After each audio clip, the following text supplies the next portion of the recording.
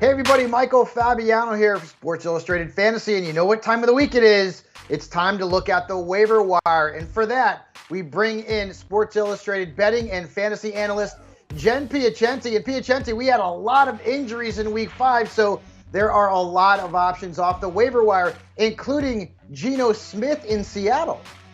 Yeah, it's crazy. I mean, Russ is usually so reliable, but inevitably these things do happen. So Geno Smith is the guy you want to get. He went 10 for 17 for 131 yards and a touchdown when he came in late in Thursday's game. He's a 30-year-old veteran. He knows the system. He's got great weapons, and he looked pretty sharp considering he hasn't played more than 66 of the offensive snaps since 2014. I also want to mention, if you're coming up on bye weeks, you may want to take a look at Taylor Heinicke, who, though he did have his league worst game of the year, completing only 49% of his passes and 0 touchdowns.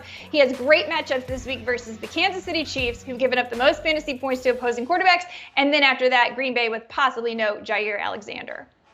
Yeah, Taylor Heinicke might find his way into stardom and sit him this week. That's called a teaser.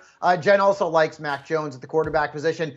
Let's move on to running backs, where we saw several major injuries over this weekend, including Clyde Edwards-Helaire, and you like Darrel Williams.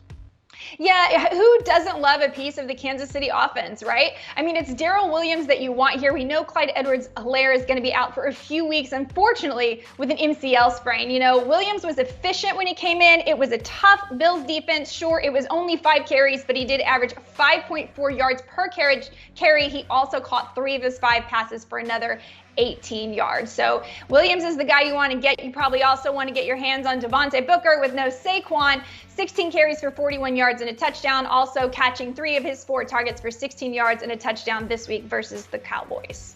Jen also likes KHALIL Herbert, who actually had more snaps and more touches than Damian Williams for the Bears in that backfield without David Montgomery. Moving on to the wide receivers, and there was a certain rookie in New York who really played very well last week against the Dallas Cowboys.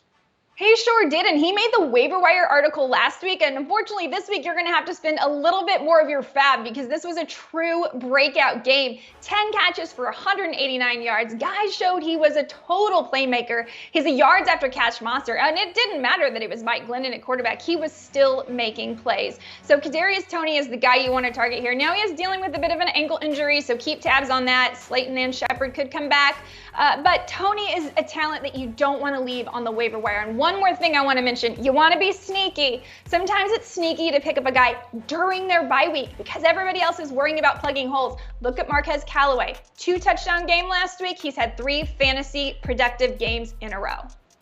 Yeah, and maybe Michael Thomas will be back soon, too, to alleviate some of the defensive attention that Callaway gets. Jen also likes Amon-Ra St. Brown from the Detroit Lions.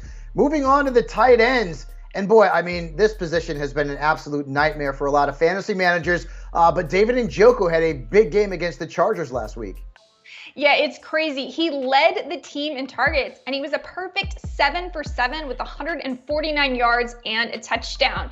So he's still being outsnapped by Odell Beckham Jr. on a game basis, but he is way up there in importance on the team. Now, last week, Hooper played more snaps. So, you know, this is still a week-to-week boomer bust play, but the tight ends are important in the system. My main issue is I don't know how exciting any receiver is that plays with Baker Mayfield. So be aware this is kind of a week-to-week play that may pop off and may not. And also you may want to take a look at Dan Arnold in Jacksonville. I know that sounds weird, but if you recall the first week, James O'Shaughnessy saw 8 targets. Well, Dan Arnold just stepped into that spot this week. 8 targets, matched the high, turned it into a 64 yards on 6 catches, played the same amount of snaps as Laviska Shenault. Could be sneaky.